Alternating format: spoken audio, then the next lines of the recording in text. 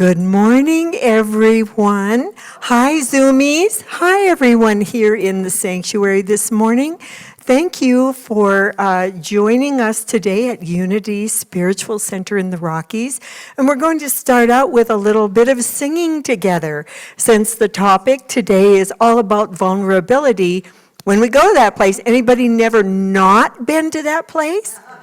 Didn't think I'd see a hand. Any hands on Zoom? No. But when we do go to that place, it's nice to have something we can come back to, isn't it? So let's sing together. Paul's going to put the lyric. Oh, look, they're already up there. Some of you might remember this song. Oh, River's already dancing. She remembers it. I am the light of the soul. I am beautiful, I am bountiful, I am this, I am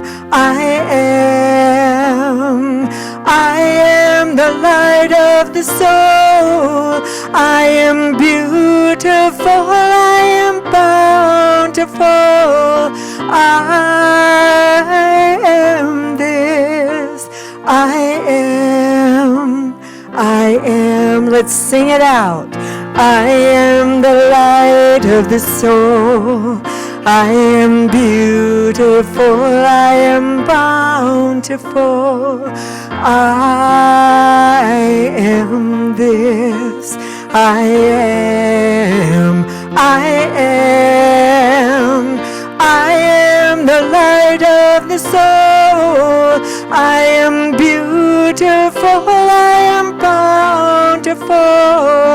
I am this, I am. Now let's pray it.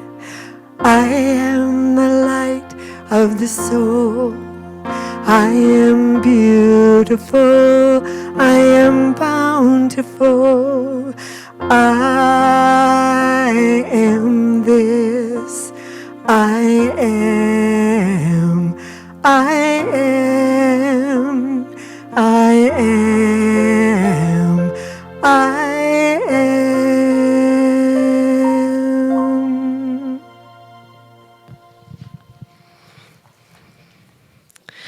Good morning, everybody.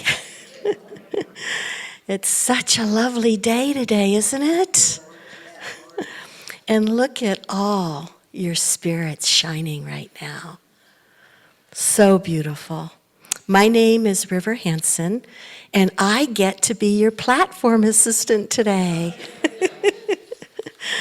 Thank you so much, Connie. That was so beautiful.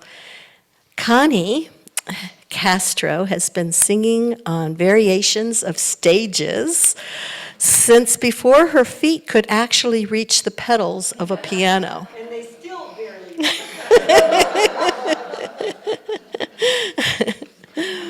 She has been, for the past 30 years, she has been blessed to express her musical mission, which is to create sacred space through music that inspires and uplifts everyone present, to open their hearts and minds to a deeper experience of the holy, their own sacredness, and their connection with all creation.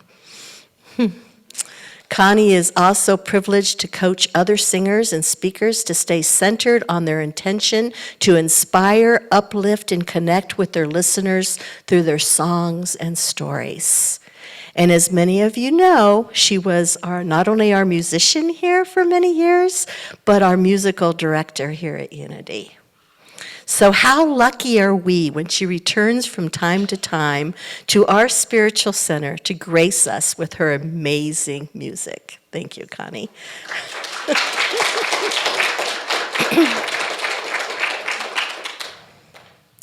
Okay, I'm going to start off today by reading the following to all of you so that you know where you are today.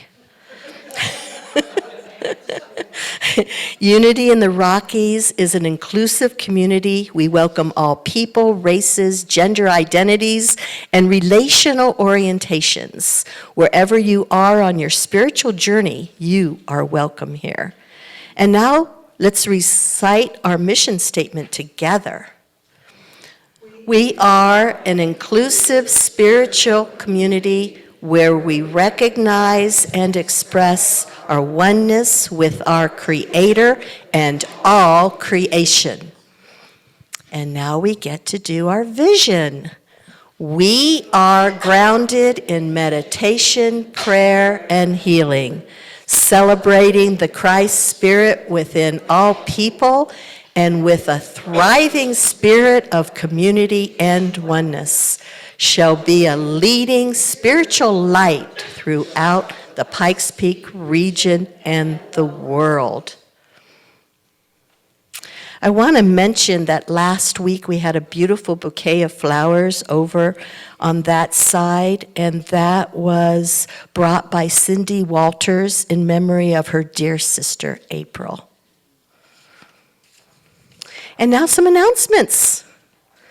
Sunday, May 7th, which is next Sunday, from 12 to noon in the Fellowship Hall, we're going to be doing visioning and vision boards with Dr. David Goldberg and Rick Finbow. So join us as we look at the powerful practices of visioning and vision boards through a different lens. If you're not familiar with one or both of these practices, we will explore them with you. For more information, please go to our weekly e-blast. And join the new Scrappy Quilters. The Scrappy Quilters will be making quilts for all the neighbors who are part of West Side Care, who are families moving into their housing. We will work on some simple quilts first, so we promise this won't be complicated. Our first meeting will be Thursday, May 11th from 9:30 to noon in the Fellowship Hall. The organizers are Jean Dutton, Carol Crosley, and Susan Anderson. Seeing conflict as a gift. Our very own Marlene Milner will be facilitating a workshop over 3 Thursdays in May. If you fear conflict by running away or shame and blame for the other person for the conflict, or you find yourself overtaken with anger and resentment, this is for you. Learn how to use conflict as a tool for intimacy and deeper understanding of each other. And there's more information in our weekly newsletter. Now join us for meditation each Sunday from 9 to 9:30 in the sanctuary. If you do arrive late, feel free to enter, as I did this morning, mindfully. There's a sign-up sheet on the bulletin board if you would like to lead a meditation. And today our meditation was led by Susan Jones, and it was absolutely wonderful. Now, it's been 3 months since we started our new order of service here at Unity, and I have designed this very lovely daffodil colored sheet if you would like to offer any suggestions or praise. So look for copies in the foyer, and please take a minute to fill it out if you have any praise or suggestions whatsoever about how things have been for you in the last 3 months. And then put it in our offering box at the back of the sanctuary. You'll only have the rest of this week to do so, because we're going to be looking at them after Sunday service next week. And just so you know that your comments are confidential, we just want to get a pulse, see how we're doing, and we thank you so much in advance for your participation. So what's happening today at 2 o'clock? Carla Crescenta from High Plains Unitarian is leading us in an outdoor circle right out here on our east lawn. There's going to be singing, meandering, listening, rhythming, munching, laughing. This natural holy day is about experiencing what is unfolding. Bring a chair, water, cloth napkin, finger foods to share, rhythm instruments, and something for giving away, such as seeds, garden tools, books, soil. For more information, there's a flyer on the bulletin board. I know I'm going to be there. I have participated in some of Carla's wonderful ceremonies, and she does not disappoint. Our guest speaker today is Janet Langmeier.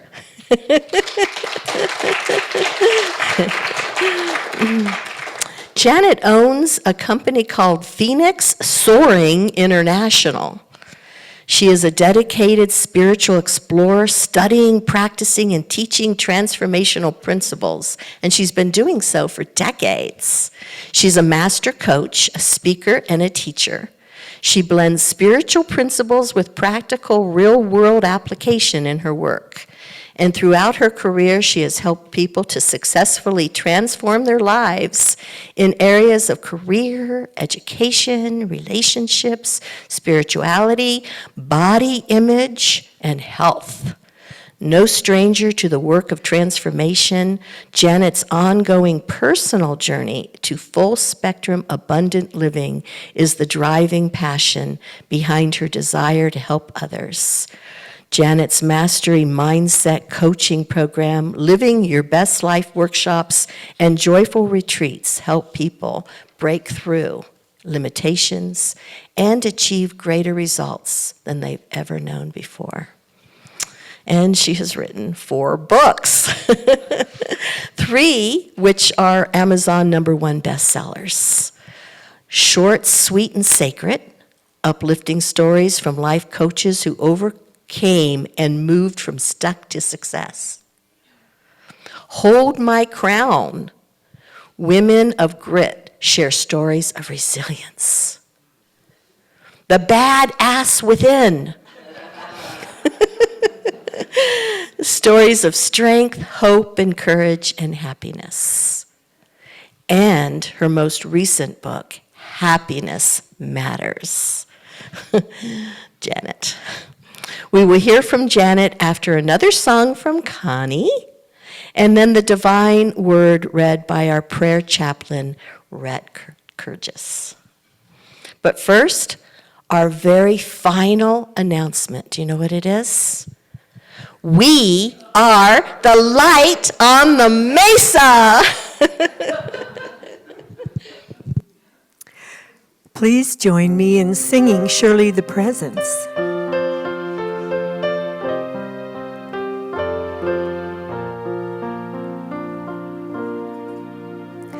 Surely the presence of God is in this place. I can feel the mighty power and the grace. I can hear the brush of angels' wings. I see glory in each face.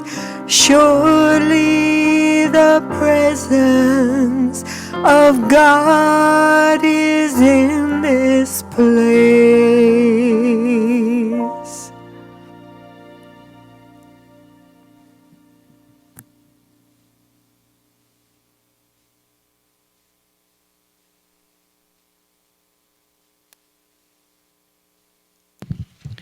Thank you so much, Connie and River. It's great to be here today and have the honor to speak to all of you. My name is Rhett, and I am one of your prayer chaplains. It's an amazing experience. And today I'll be reading from Sunday, today's Daily Word magazine. And I'll also be able to pray with you as well as Sylvia up here after service. So today's Daily Word. I pause to appreciate life's simplest blessings. Today I give thanks for the simplest blessings, the small things that bring a smile to my lips and a warm feeling to my heart. A hug from a friend, a cuddle from a grandchild, or stroking the soft fur of a beloved pet fills my awareness and love. These things and more remind me that true contentment is found in life's smallest moments, the everyday treasures that comprise daily life and draw me close to God. I focus on these simple blessings and grow in gratitude for my life's many gifts. And today, the Bible verse is Psalms, and happy are the people whom such blessings fall. Happy are the people whose God is the Lord. And again, that was Psalms 144:15. We'll be up here to pray with you afterwards. I'd love to talk to you, either here or in the fellowship hall. Everyone have a great day and welcome.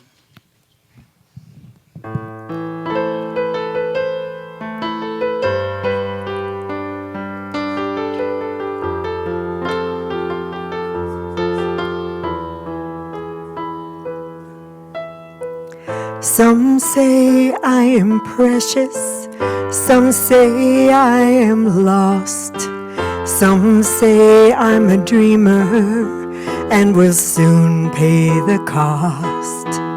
Some say I am foolish, then say I am brave. Some say not a word as they push me away. But I'm learning to remember I was born whole, beginning to taste the strength of my soul. And I'm burning to touch the source of this fire that keeps calling me back to my sacred desires.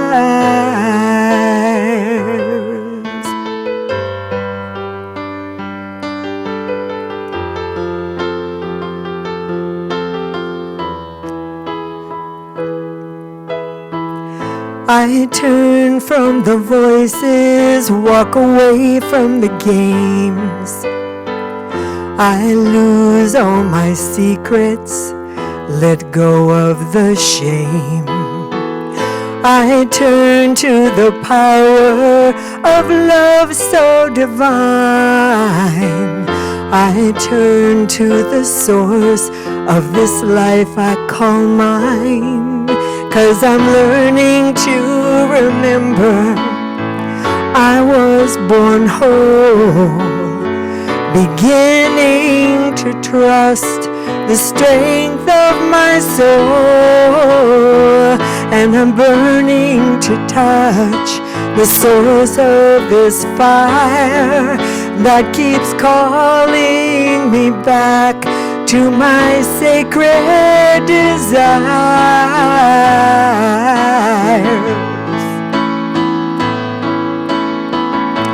And as I walk in my faith and step out in my truth, oh, I know there's no mistake when love is what I choose.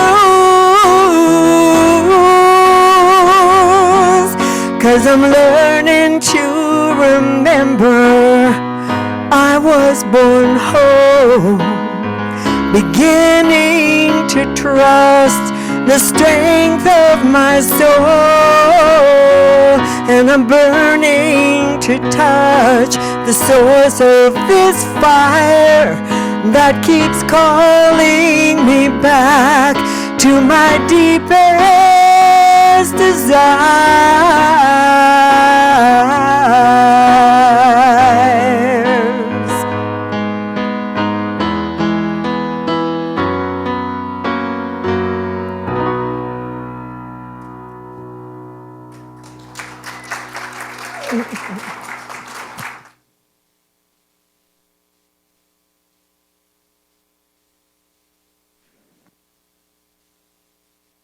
Turn it on. Did I turn it on? Can we give her another round of applause?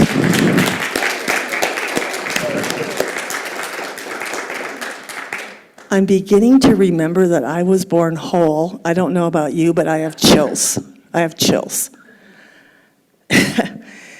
This morning when I walked into your sanctuary, I'm getting a little feedback here. I've not been here before, and I want to thank Dr. David for inviting me, and I want to thank you for welcoming me, and I want to thank you for your kind words. But when I walked in here before you were all here and the room was empty, I was so filled with awe, and there was such a presence. And then my eyes went to this. Oh my goodness, what a beautiful space. What a gift to be here. I'm so happy and grateful to be here. So thank you. And I'm just so moved by your song, I can't quite get over that. We had a little vulnerability opportunity this morning when I first got here. We did a pray-in together. It generously asked me to do that.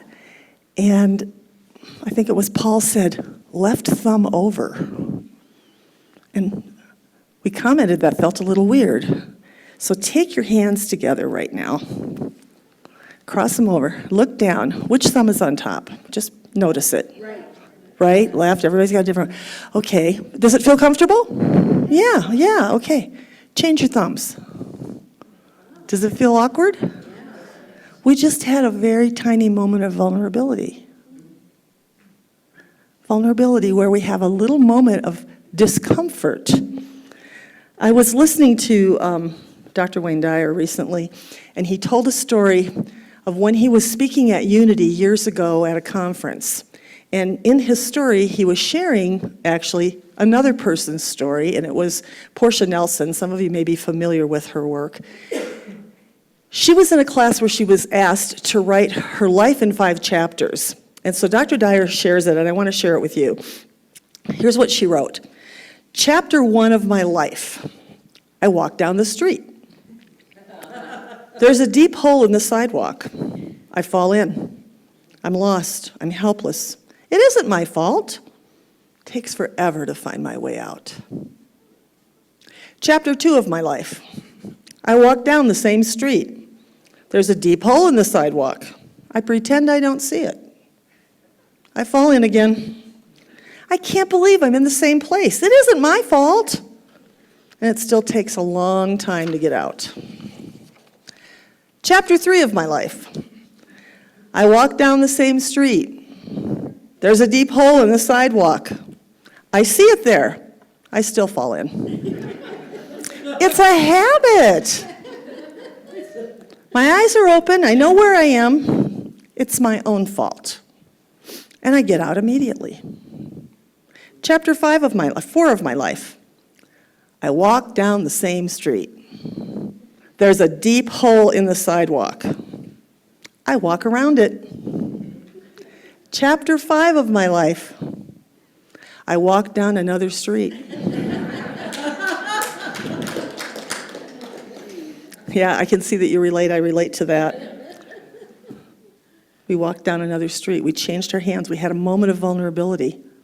How often have we done that? How often have we lived these chapters in our lives over and over again? And learning comes. But it's important to remember, and I loved in your song, Connie, because you were saying this, our life, this life that we have, there's an infinite place within us that wants us to grow. It wants to grow. It literally cannot be stagnant. And this thing that we call life is God, right? Is that what we are, who we are, what each of us is this life that must grow. It has to. We know that. And we know from believing this thing we call life, this God, this power within us, this knowing, amazingly impossible things seem to happen for us when we remember. When we remember we are whole, right? What I have learned is that I have to take action in that faith in the unknown, in the seemingly impossible, in order to experience joy, in order to experience the extraordinary. You know, my father taught me, all of us actually, I'm the oldest of 8. Yeah, I think that's what my mother said. But he had a way of taking the ordinary things in life and showing us how they were extraordinary. Small things that we took for granted. And I've learned that when I pay attention to that, joy comes. But you must be vulnerable for that. Because what's at work for things to happen in our life, for us to experience extraordinary, for us to have joy? It means we must be vulnerable, right? Vulnerability, it's often our first response, but the first response to vulnerability is rarely joy. It's almost always fear, right? This feels uncomfortable. I don't want to do this. Maybe you feel weak or unprotected, or something could happen to me, I'm exposed. Somebody might find out that what I'm talking about isn't the real me. Or what if they do find out the real me and they won't like it? Stories we tell ourselves to protect ourselves from vulnerability. You know, the face of fear shows up every day. I know it does for me. But fear is necessary. Fear is only doing its job. Vulnerability is an absolute necessary part of life, no matter which side of vulnerability we're on. And fear is just doing its job. Our opportunity for growth is when we look at it and say, thank you for showing up. Thank you for showing up, fear. I don't actually need you right now. You know, I always tell my children and my clients, I always say, you know, if there's a bear chasing you in the woods, that kind of fear, you should run, right? That's just smart. That's what fear is there for. But so often, we have this imaginary bear on the other side of a door that we're afraid to open. That's vulnerability. We're vulnerable when we're running in the woods. We're also vulnerable when we open that door, right? When we step into that place that requires us to have faith, it requires us to be vulnerable in a way that is different, is not dropping into default, not dropping into fear, but looking at it and say, I wonder why my first message is always to say no or to resist. Believe it or not, my first reaction, and tell me if this is for you, is somebody asks me something new and I'll kind of go, no. And then I give it a little thought. Well, you know, maybe not, that might be okay. Anybody do that? Anybody here do that? Yeah, right? It's like, why is my first not insult, my first idea is to put it away, you know, push it away, to not go there. So I want you to take a moment to not resist for a moment. And just close your eyes if you may, I invite you to. And if there is something in your heart, a dream, a vision, an idea, a notion, big or small, I don't care if it's a shopping trip or you want to go around the world, just some small thing that's been whispering to you, and push aside anything that's in the way. I call those the becauses. I can't do what I'm thinking about because, right? So just give energy to something that you've been refusing to give energy to. And see it in your mind. Now, are you hearing a because? Are you hearing a, well, I don't know how to do that. Well, yeah, it's not the right time to do that. I really need a friend to do that. I really need to wait until I'm a little, I don't know, further along with this or that. Fill it in. Are those little whisperings coming up around this very thing that's in your heart, even though it might be small? Right? Becauses get in the way. It's okay to look at these things and say, these are all outer conditions. These are all circumstances. We all live in circumstances. We live in facts. But facts are not our truth, right? And our truth is that we are whole. We remember that we are whole. That's our truth. So if we take that moment and we move into what's in our heart, in our vision for ourselves, whatever it is, maybe it's just something you want to do today. What comes up for you? Does the first thing that come up something that says no? Or do you get a lift? Do you get a thought that it could be more, I could be more? It is possible. Doggone it, I could do that. I don't see any heads shaking yet. Are you aware of that? See, because longing and desire is natural. It precedes vulnerability. Before we get the feeling of vulnerability, we have these desires, longings, whisperings, tuggings at our heart that says, yes. And what you have for you is for you. And what you have for you is for you. What I have for me is for me. They're not the same. We're not all Jonas Salk. We're not all supposed to come up with the cure for polio. But if that's our calling, that's what we do. You know, when I think about successful people and we think about vulnerability, in our culture, especially with our young people, what do we look at? We look at people at the peak of their prowess, at the top of their life. So we acknowledge and support and celebrate celebrities when they're at the height of their work, sports figures at the height of their work, people who we look at as being successful at the height of their success. But it's a curve, isn't it? There was lots of vulnerability involved to get to that place. But if we only celebrate the height and we don't learn to celebrate the process, we do that in our own lives. Vulnerability is a process. And what we're doing is allowing ourselves to forget how important the process is. How important knowing that if we're already whole from the very beginning, that the low is no better or worse than the high. It's part of the life, right? Vulnerability can be seen in two ways. It can be fearful. It can be, I don't want you to see me. I don't want you to know me. In fact, what I'm going to do is I'm going to blame you. I'm going to see you as somebody who offends me. We have so much of that going on in our lives right now. We have so much of, I'm so easily offended. Let me blame you. You don't think like me. I'm not like you. Nothing in our teachings in Unity tell us to think that way or behave that way. But our culture is doing that. And it's very, very vulnerable to say, maybe I'm going to listen to somebody I disagree with. Maybe I'm going to bless or wonder or hold space for that offensive thought or thing. That requires tremendous vulnerability. Doesn't mean you have to agree. Doesn't mean you have to accept. It means you have to be vulnerable enough to know that when people are offending, there's something in us that's ready to be healed. We don't all get triggered by the same thing.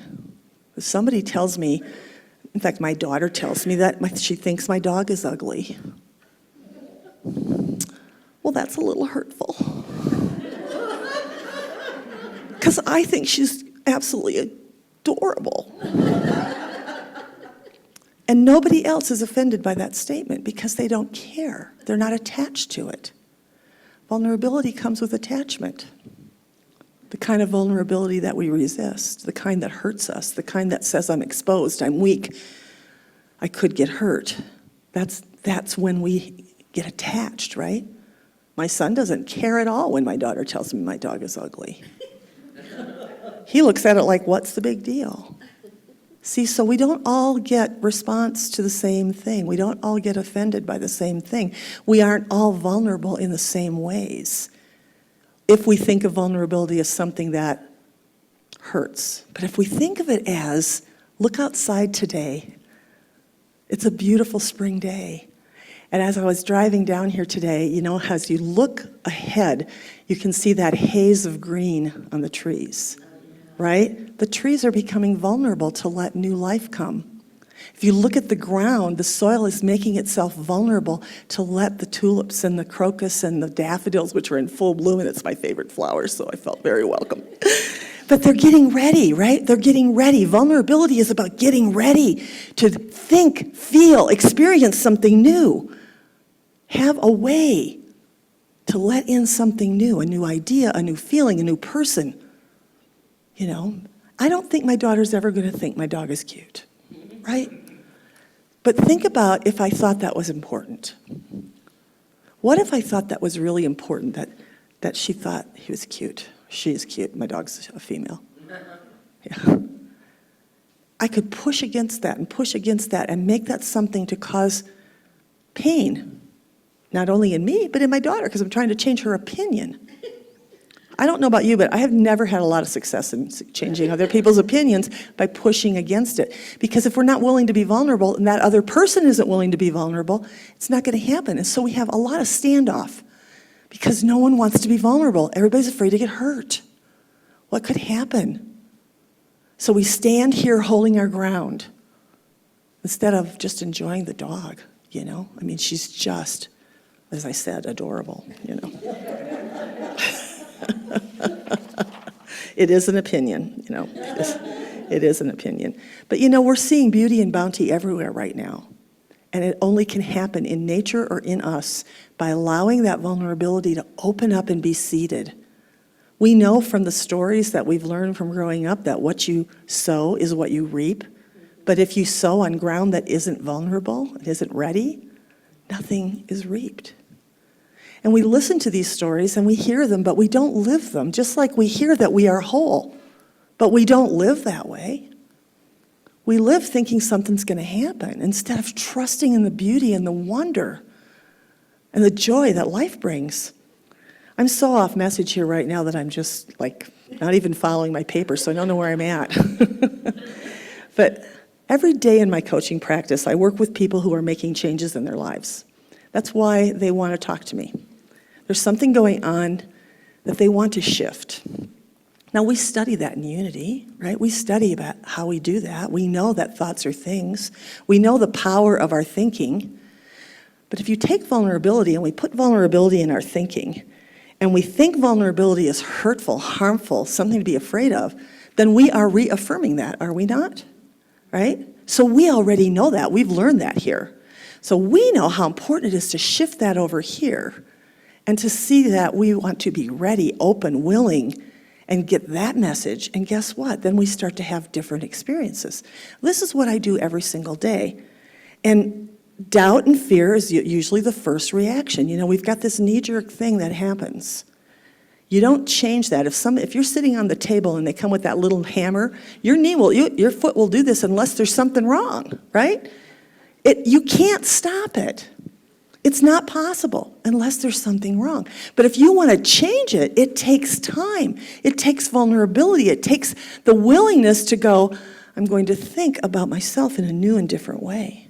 But we tell ourselves, oh, I can't change. Change is hard. Change, I can do it. I'll get around to it. And I have a lot of clients who tell me, change is hard. I can't. I've been working on this for so long.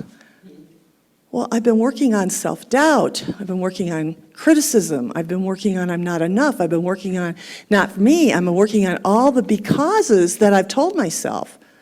Well, guess what? You've done a great job because that's what you have. And I did that too. I spent my whole life doing that, right? So change is a decision and it happens in the moment.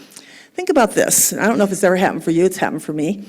I'll be very, very, very emotional. Very, very, very upset. I'm right here, right now. I'm so upset. Oh my God, I can't even speak. I'm so upset. And the phone rings and I go, hi.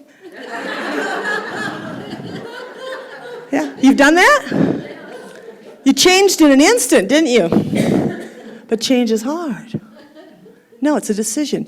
You made a decision in that nanosecond that you didn't want whoever you were picking that phone up for to hear what you were dealing with right there. Right? We have that power. We don't need to take months, years, decades, centuries. We could. I did. I've taken lots of long journeys around the simple decision to change. When I was getting into this work, I was just like, nobody's going to come talk to me. Nobody's going to listen to me. What the heck am I doing? And I learned something that I teach with my clients, and I use it in my own life every day, and I call it pivoting, right? Some of you may be familiar with it. So when you know you had all that energy and you're all upset, but that isn't how you want to feel, answering that phone and saying hi is a pivot. Sometimes we're not in a place where we can do that. I was supposed to have a dog sitter for today, and the person who said yes to me said no to me a day and a half before I was supposed to be here. And I didn't have anybody who could take my dog because my daughter thinks she's ugly, and my other daughter thinks that she's just a lot of puppy. So it's like, nobody take my dog. What am I going to do? I can't bring her here. She'd love you all, right? But I couldn't bring her here. And so I was doing this number and repeating it over and over in my head. And I said, oh, just a minute. I'd like to feel differently. So I actually physically do this. I turn all the way around. And I have a thought of gratitude. Now, in the moment, the thought of gratitude was, well, at least she didn't call me the morning of. I wasn't, big enough yet to take that gratitude to there's a gift in this. And guess what? The woman who I was drawn to and was introduced to watch my dog thinks she's fantastic, loves her, sent me a picture and said, oh my God, what a sweetheart. You never know what you're going to get unless you're vulnerable. Unless you're willing. I could have been really hard-hearted about this. I could have told the person who said yes to me, but you said yes to me, you made a commitment, you have to do it. Can you feel the force of that? That's not vulnerability in the way that we're making ready. That's vulnerability, and I'm getting hurt, and I want you to be hurt too. We live that way so often. Instead, he could say, okay, she didn't say no on Sunday morning. And from there, the how shows up. See, we get hung up in the how. That's God's job. The what is our job. Vulnerability is our what. I get to define that vulnerability as my readiness, as my making welcome to whatever opportunity life is going to bring me. And that requires faith, and that requires trust.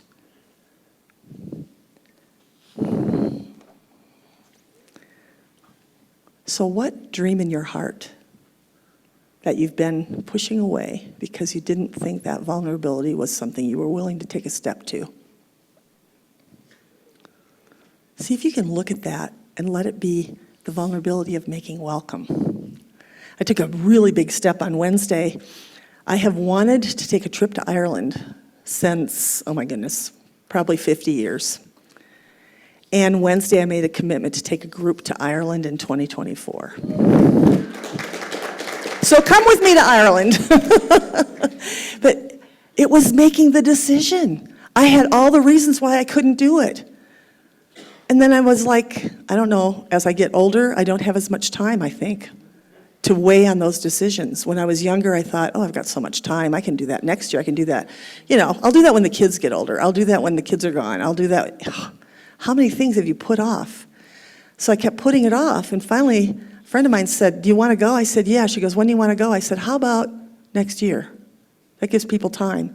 She goes, okay. And the next phone call I got was, I committed. We've got to, I'm like, okay, we're going to Ireland, right? I was vulnerable enough to say yes. So if you're called to experience it, it's yours. If you're called to experience it, vulnerability must happen. So welcome it. Breathe with it. Know that the power that breathes you already knows you're whole. Let us pray. Know that you're blessed in whatever way is happiness for you. Know that happiness and joy are God's will for you, and that the power that breathes you comes forth within you as pure joy. And that when you allow yourself to feel vulnerability like the rain upon the soil, when you feel that energy of love pouring over, around, and through you, that is the wonder of you. That is the life of you. That is the love of you. Live it in joy, and so it is.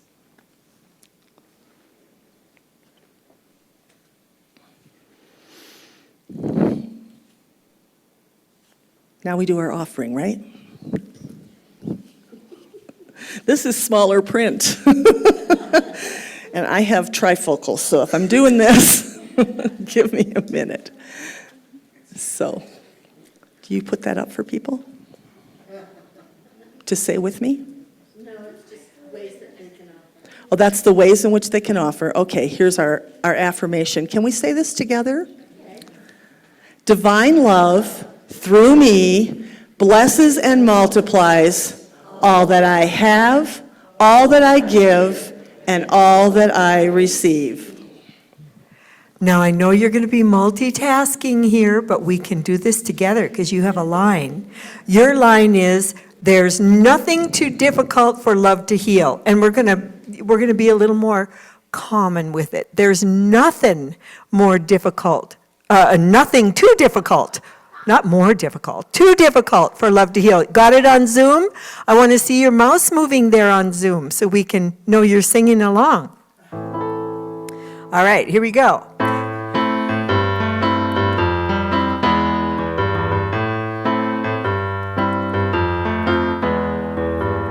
I met a man, he sang a sweet, sweet song. He told me of his life, he'd done his share of living wrong.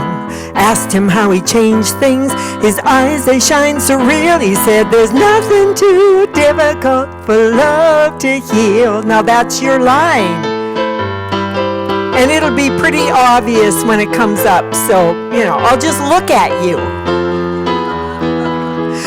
girls and I, we share those happy hour meals. We all agree life is tricky, like walking on high heels.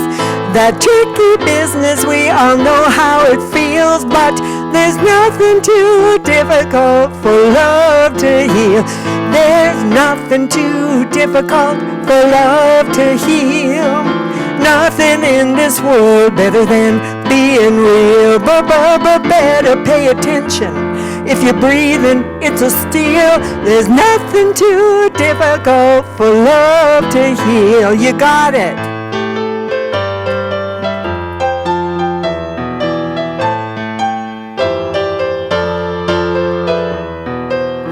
You might be thinking this is too good to be true.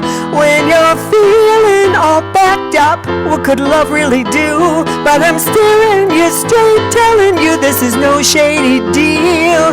There's nothing too difficult for love to heal. There's nothing too difficult for love to heal. Nothing in this world better than being real, but better pay attention. If you're breathing, it's a steal. There's nothing too difficult for love to heal.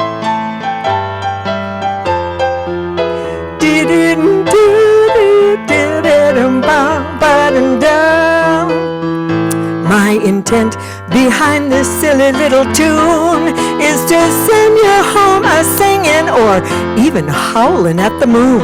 I hope you understand me when I make this last appeal. There's nothing too difficult for love to heal. I said there's nothing too difficult for love to heal. Nothing in this world better than being real, but better pay attention. If you're breathing, it's a steal. There's nothing too difficult for love to heal. One more time. Nothing too difficult for love to heal. Nothing in this world better than being real, but better pay attention. If you're breathing, it's a steal. There's nothing too difficult for love to heal. Big ending. Let it all out now. There's nothing too difficult. Woohoo! Woohoo! There we go. For love to heal. Good job.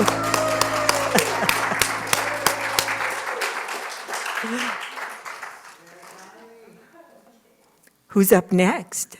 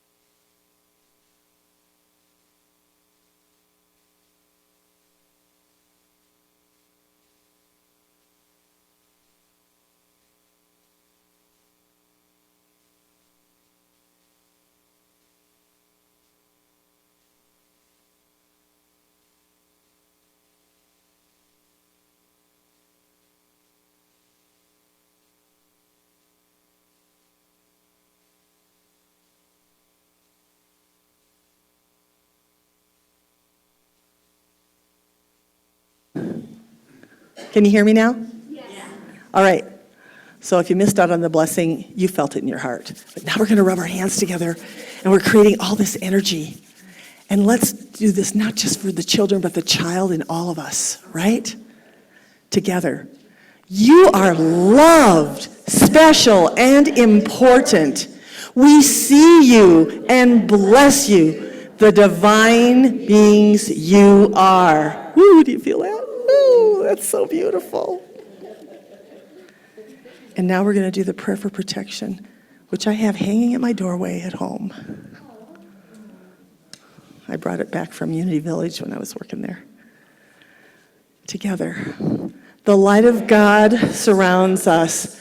I am that light. The love of God enfolds us. I am that love. The power of God protects us. I am that power. The presence of God watches over us. I am that presence. Wherever we are, God is, and all is well. That's such a powerful prayer. We use that as our meal prayer at home. And when we have guests over, they always go, "Where did you learn that?" Our prayer chaplains are going to be available to you today and always, and wherever you are in a place of celebration or challenge, please take advantage of that wonderful opportunity to spend some time with a prayer chaplain. I know that written requests for prayers can be placed in that prayer box at any point in time. And if you'd like to continue your conversation on today's topic, look for a list of discussion questions on the table in the fellowship hall. I'm so filled with gratitude. And as we close today, the best words of benediction that I can offer are that of thank you. Thank you, God. Thank you, everyone in this room. Thank you, everyone on Zoom. Thank you, everyone who's joined us. And let us take our vulnerability to accept, receive love, to give and experience love, to take joy, the joy of our lives, out into this beautiful April day. Go in power and in peace.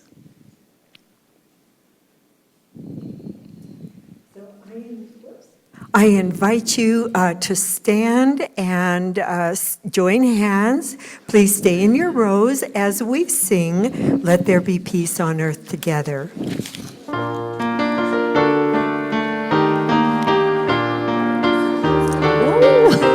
Okay, I'll stay, but I gotta turn this off. Let there be peace on earth, and let it begin with me. Let there be peace on earth, the peace that was meant to be. With God our Creator, we are family. Let us walk with each other in perfect harmony. Let peace begin with me. Let this be the moment now. With every step I take, let this be my solemn vow, to take each moment and live each moment in peace eternally. Let there be peace on earth, and let it begin with me.